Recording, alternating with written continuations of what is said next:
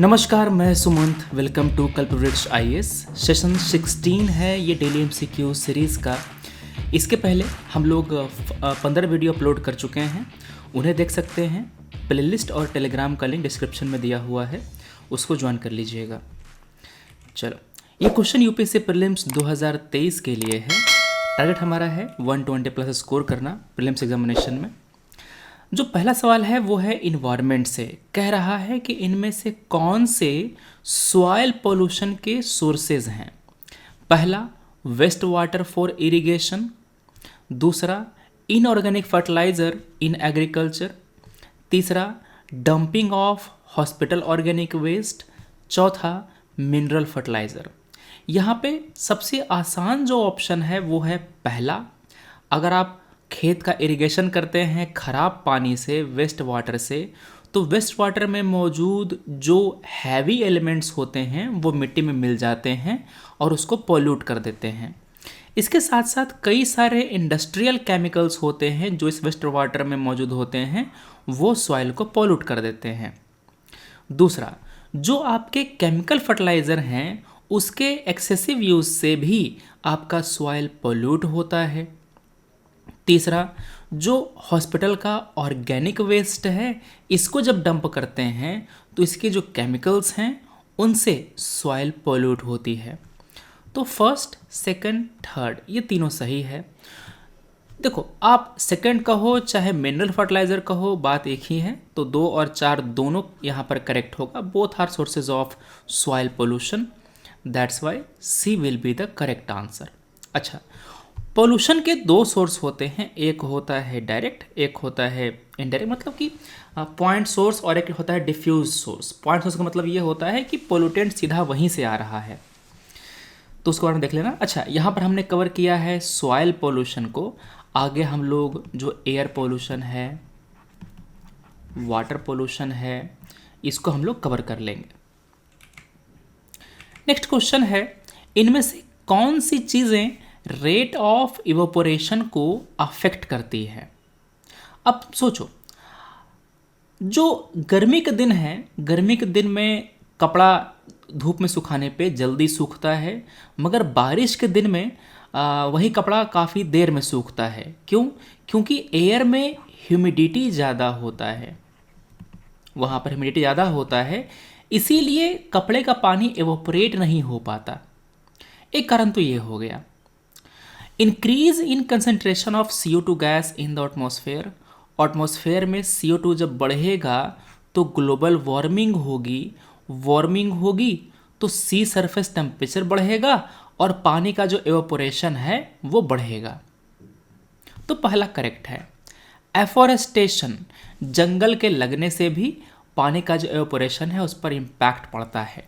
Increase in humidity, अगर air में humidity ज़्यादा होगी तो कपड़ा धीरे सूखेगा, अगर ह्यूमिडिटी कम होगी कपड़ा तेज सूखेगा। ठीक है, तो 1, 2 and 3 all 3 are factors which impact the rate of evaporation of water. So D will be the correct answer here. अगला क्वेश्चन है यहाँ पे, इनमें से कौन सा टर्म यूज किया जाता है उस चीज के लिए जो किसी प्लांट स्पीसीज को रिप्रेजेंट करता है, जिसे किसी दूसरी जगह से लाया गया मगर उस नेटिव जो प्लांट हैं उसके सरल को थ्रेटन कर रहा है। मतलब मान लो कि ये इंडिया है, इंडिया में आपने साउथ अमेरिका के किसी प्लांट को लेकर के आए, इसको यहाँ पर इंट्रोड्यूस किए। ये प्लांट इंडिया में नया नया है और ये इंडिया में आने के बाद यहाँ के जो नेटिव प्लांट हैं इसको जीना मुश्किल कर दिया। इसको हम क्या कहते हैं? इसको हम कहते हैं इन्वेसिव स्पीसीज। होता क्या है कि इन प्लांट का यहाँ पर कोई एक तरह से प्रेडेटर है वो नहीं होता, उसको ख़त्म करने वाला, उसको मारने वाला कोई नहीं होता। इस कारण से यहाँ पर काफ़ी ज़्यादा फलता, जैसे कि हमारे है ना जलकुंभी, वो। तो सी जो है वो एक करेक्ट आंसर है। It is called invasive plant. अच्छा, एक काम करना, एक सिंपल सा गूगल सर्च करना, examples of invasive species in India. ठीक है, तो ये इन्वेसिव प्लांट्स इन इंडिया।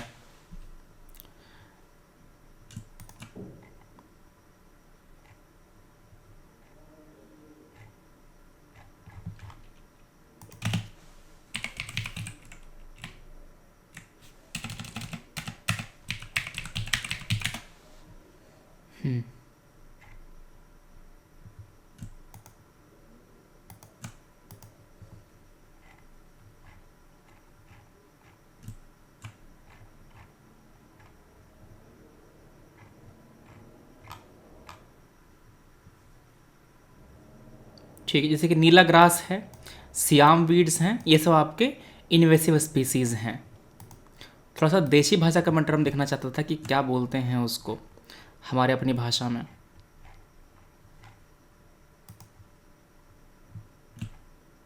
ये तो सब साइंटिफिक नाम हैं जो आपको याद रहेगा नहीं, इसी कारण से थोड़ा सा वो सिंपल जो नाम है ना वो चाहिए था।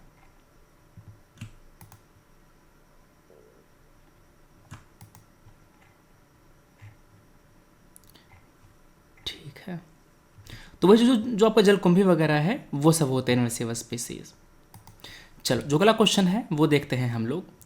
कह रहा है कि हमारे यहाँ जो फ्रेश वाटर का डिस्ट्रीब्यूशन है उसको अरेंज कीजिए according to decreasing amount of water. सबसे ज़्यादा पानी कहाँ है, ग्लेशियल में कि लेक एंड रिवर में कि सॉइल मॉइस्चर में कि ग्राउंड वाटर में।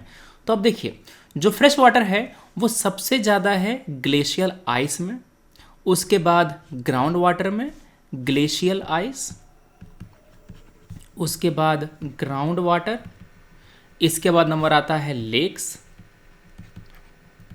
रिवर्स, उसके बाद आता है सॉइल में मॉइस्चर। तो ग्लेशियल आइस, उसके बाद ये नहीं ground water, glacial ice, ground water, उसके बाद लेक एंड रिवर, उसके बाद सॉइल मॉइस्चर। ये है करेक्ट सीक्वेंस फ्रेश वाटर के डिस्ट्रीब्यूशन का। तो आपका सी जो है वो करेक्ट आंसर हो जाएगा। अगला जो क्वेश्चन है, आपको मैंने एक नेशनल पार्क के बारे में बताया है। कह रहा है कि पार्क एक प्लेटू के एज पर है जिसको बाउंड करता है बानास रिवर नॉर्थ में, चंबल रिवर साउथ में। बानास और चंबल की बात हो रही है, मतलब ये रिवर पेनिनसुला में तो नहीं है, उसके ऊपर ही है। दूसरा, it is the site of one of the largest banyan tree in India. ये पार्क प्रोजेक्ट टाइगर के अंदर है। तो देखो, साउथ में चंबल नदी है और नॉर्थ में बानास है। ठीक है ना। ये जो आपका नेशनल पार्क है वो है रणथंभौर नेशनल पार्क। ये जो साइट है ना, ये जाना जाता है अपने सबसे बड़े जो बनियान ट्री है उसके लिए। अच्छा, बनियान वो जो पहनते हैं वो बनियान नहीं, बरगद। ठीक है, तो आपका जो बी है वो करेक्ट आंसर है। इसकी खास बात ये है कि जो रणथंभौर नेशनल पार्क है, इसके भीतर जो टाइगर रिजर्व है ना, वो अरावली और विंध्या के जंक्शन पर बसा हुआ है। यहाँ पर एक ग्रेट बाउंड्री फॉल्ट है जो विंध्या प्लेटू और अरावली प्लेटू जब मिलता है ना, अरावली जब मिलता है वहाँ पर ये फॉल्ट बनता है। ठीक है, तो ये किसके बारे में कह रहा है, Ranthambore national park. B is the correct answer. ऐसे ही करें क्या कि जो, अच्छा इसके पहले हमने जो मानस है ना, मानस को हमने कवर कर लिया है, वैसे ही जो नामदाफा है इसे कवर कर लेंगे, हेमिस है उसे कवर कर लेंगे। जो मेन नेशनल पार्क जो न्यूज़ में होंगे, चाहे हमारे एग्जाम के लिए इंपॉर्टेंट होंगे, उसको हम लोग कवर कर लेंगे। तो ये थी बात हमारी आज की। हम मिलते हैं अपने अगले वीडियो में। Thanks for watching, take care, जय हिंद।